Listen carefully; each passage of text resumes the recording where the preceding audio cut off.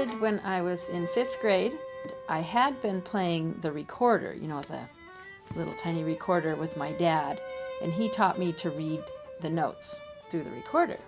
My dad had taken us to this recorder society meeting where you hear people play their recorders.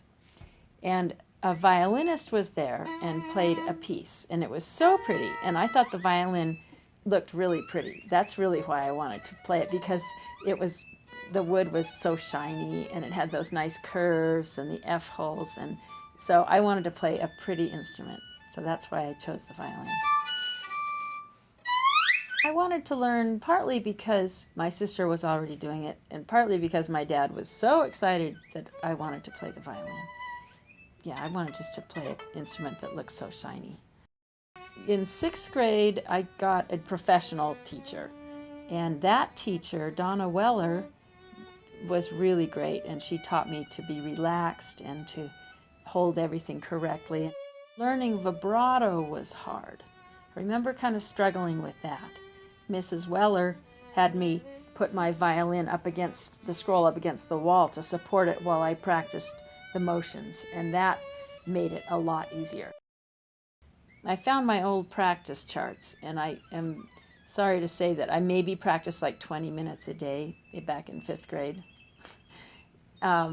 So I probably should have practiced more. When I was maybe 12 or 13, and I played at one of those recitals that my teacher had at the end of the year.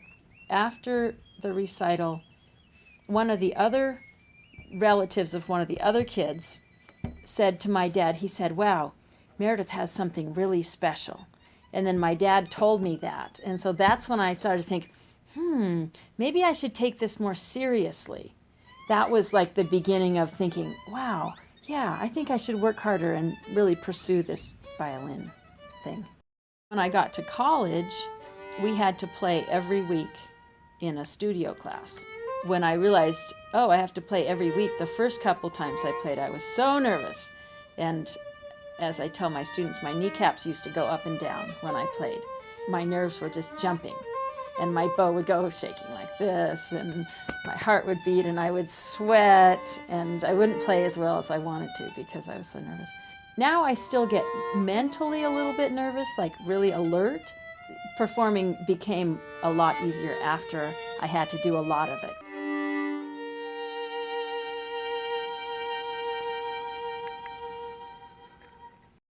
I always wanted to be a teacher. When I was a kid, in the summers, I had like this little school where I would round up kids in the neighborhood, and they would come over and we would read books and learn things. So I had a little, like my own little private kindergarten. I mean, maybe once a week. And so then when I started playing violin, I thought, maybe I could be a violin teacher. And that would combine both the music and the fact that I loved to teach. And then when I went to college, I really liked college, and that was when it confirmed that, yeah, I think I want to just stay in college, and I could just become a teacher and not ever have to leave college. So that's kind of what happened. If you want to have great vibrato, you will end up with great vibrato. If you want to have great tone, you will end up with great tone. Whatever you want to do, you will achieve. We should always strive for the highest level of playing.